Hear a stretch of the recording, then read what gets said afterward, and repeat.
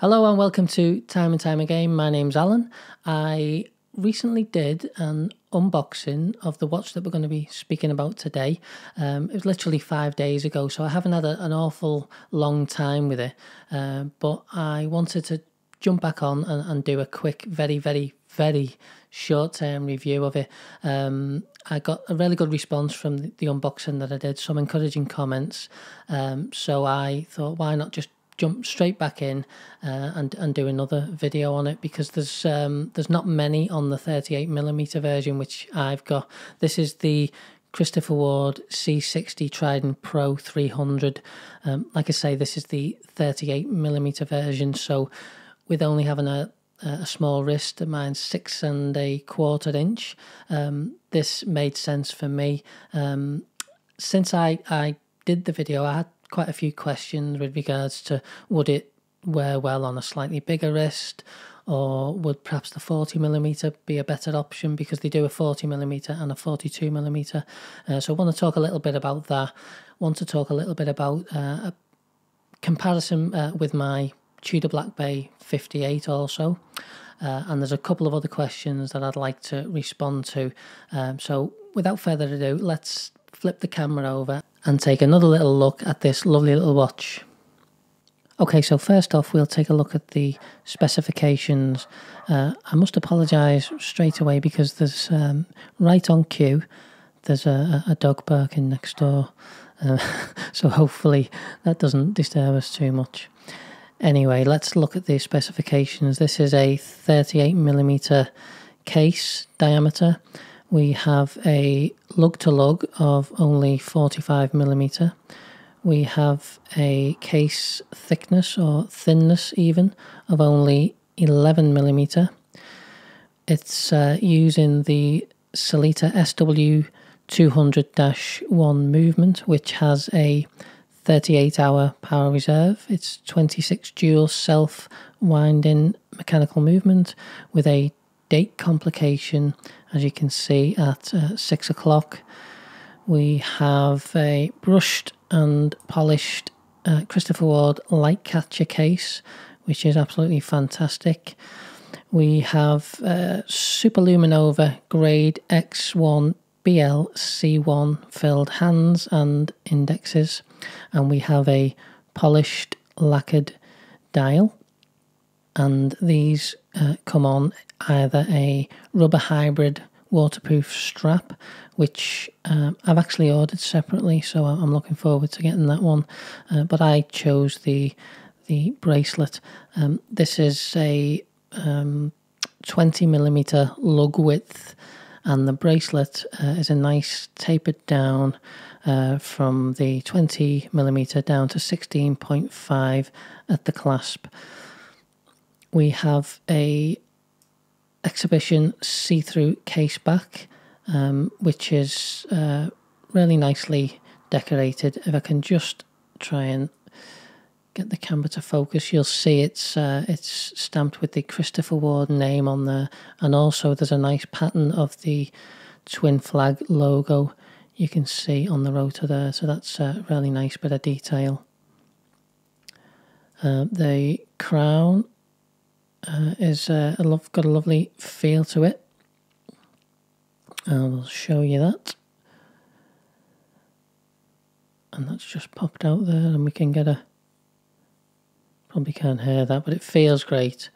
And of this, obviously, hacks and hand winds as well, and it's screw down, so that gives you your 300 meters water resistance on this, which is, I believe, the last version of this watch had a 600 meter water resistance, but this is now the 300 meters has enabled it to slim right down, which is certainly the appeal of this watch. I must mention as well that obviously we have a sapphire crystal with anti-reflective coating on there as well. Now let's take a look at the bracelet. It is quick release, which is fantastic for obviously getting the bracelet off and doing some strap changes on this watch. There's no drilled lugs, which is great aesthetically. you wouldn't actually need drill lugs on this because, like I say, the bracelet is quick release, and yeah, that makes it nice and easy to swap out. The links, for the first time, I believe, on a Christopher Ward watch, the links have screwed links, as you can see there. So that makes it really, really easy to size as well. The previous versions had pin and collar, which, as most of you will probably know, can be a little bit of a pain to get out. So this obviously makes it nice and easy. I think I used my 1.2mm screwdriver head on that. So yeah, that was fairly straightforward. Taking a look at the clasp, we have a milled clasp with the Christopher Ward name on there. We have the Twin Flags logo on the clasp itself, and you will notice that it's a fairly long clasp, and there has been a couple of slight complaints about that. For me, I'll show you the reason why this clasp is so long, or part of the reason must be to actually house this this micro adjust glide lock system here. So you'll see most of the clasp is taken up with that, and I believe that's why it's so long, but not a problem for me. I love the fact that I can quickly just glide this up and down to make adjustments on the fly, and there's actually 1, 2, 3, 4, 5 little points of adjustment there. So yeah, I would take that any day over a smaller clasp. But just to give you a comparison, this is the Black Bay 58 clasp. I will just close this a second, and then you can see it in comparison to that. It is much larger. I'll show it on the wrist as well shortly, but it doesn't bother me at all. I can see how it might bother some because it is really quite long, but for me it's not an issue. We have a double pushers as well to close and release the clasp. We'll give it a little click. You'll hear that nice and firm. No problem with that. And in all, it's just a really nice bracelet. So taking a closer look at this dial, really is beautiful. You'll see obviously the Twin Flags logo there just below 12 o'clock. That is actually a nice bright white, and is whiter than anything else on the dial, whiter than the indexes, and that really stands out, and I really like that. I like the symmetry to the dial as well. Everything's just straight down the middle. You have your Twin Flags logo, like I say, the word automatic in red, the 300 meter water resist reference, and the date window down at 6 o'clock. And that's just perfectly right down the centre, with absolutely no distractions at 3 or 9 o'clock, which I really like. We have the bezel. The action on it is really nice, really firm, nice sound. And I was a little bit, not worried, but when I tried the C60, I think it's the C60 Atoll of Christopher Ward's, the recent limited edition one, and the bezel on that I just felt it didn't feel as quality as this one does for some reason. I don't know why. It didn't feel or sound as quality as this. And if I compare this to the Black Bay 58, I will do a little comparison with that. This is a really nice sounding bezel and feeling. So that's just a quick comparison with that one. We have a nice ceramic bezel with an inner bezel that stays stationary. So that helps with lining up as well. So you can see that inner bezel doesn't move. That's a non-rotating one. This outer one is a unidirectional. but it's absolutely perfectly aligned as well, and I'll show you just how perfect it is as I go over too far. Let's get it back round. That is absolutely perfect, perfectly aligned, and even more so than the Tudor Black Bay 58.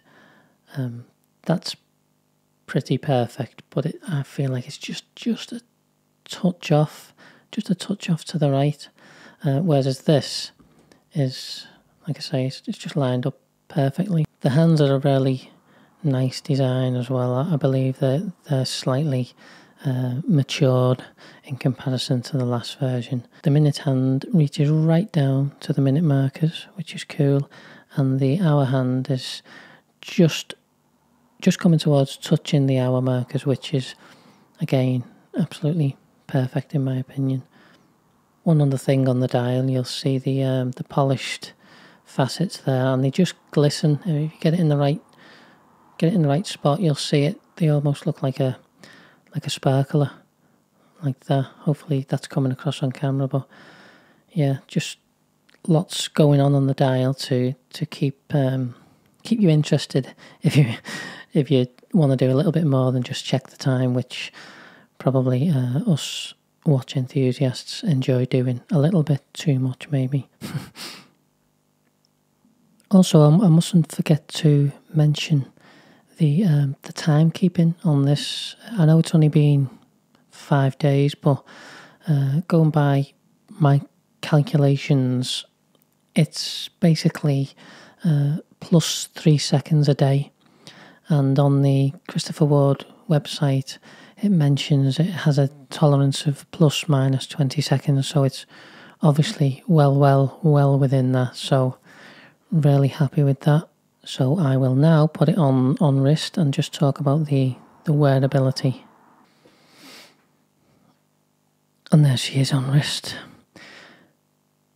These dimensions, this 38mm case diameter, coupled with the 45mm lug to lug, and the thinness of 11mm, just make this watch absolutely perfect for my wrist. 6.25 inches, so I just think it doesn't get any better than that in terms of wearability. This is obviously the view of the clasp at the bottom. You'll see it does span most of my wrist, but it doesn't jut out at all, and this is the main view obviously I get when I'm wearing the watch. Sometimes it's this view, so we're just seeing the clasp here. This little bit of gappage here is very small, so that's great. I've had watches where this gap has been much bigger than that, like the Smith's Everest, for instance. That gap was just really off-putting, and I couldn't get it out of my head when I turned the watch to the side. This is nice and tight there. So I'll do a quick comparison with the Tudor Black Bay 58. Currently I have these two watches as my dive watches. There's absolutely no doubt in whatsoever the quality and just the overall, everything about this watch, give it a little bit of a wipe, is absolutely fantastic, and it's no surprise that it's got such a great reputation, which is why I had to get it in the first place. But value for money in comparison to this.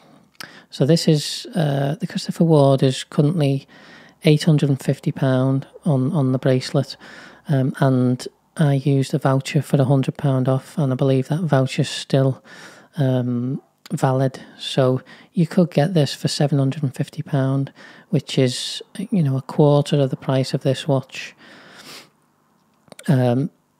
So for me, the value for money on this is spectacular. And the thing that's pushed me over the edge more than anything is just the way it wears on my wrist. I'll do a quick wrist shot of the Black Bay 58. Obviously, if you've got a bigger wrist than I have, then the decision is going to be much harder to make, because, like I say, there's absolutely no doubt that this is an amazing watch. But you'll see it just, I like to use the term get away with it. I feel like when I'm speaking about this watch, I say I just about get away with it, meaning that I'm right on the edge of it being too big for me. And, you know, it is down to a matter of opinion. Some people have said, no, that suits your wrist perfectly. Others have said, yeah, it probably is just slightly too big. It's always in my mind, though, when I've got it on. It's an absolutely gorgeous watch, but I just feel like, yeah, when I compared it to this and how it looks on my wrist and how it feels, there's just the Christopher Ward just edges it. And obviously this case size is 39mm on the Tudor, and the lug to lug is a couple of millimeters longer as well. So yeah, that really shows on wrist in comparison to this. So that's why I've decided to let this go. I've actually just sold it on eBay as well, so this will be my last little word of this. I may I may get one again in future when I can afford to have a couple of divers. It's just that, yeah, if I can grow my wrist a little bit grow my wrist a little bit wider somehow, I don't know, lift some more weight or something, I'd love to keep this. But yeah, I can't justify it at the minute because this is just yeah, taking pride of place on the wrist, and is an absolute joy.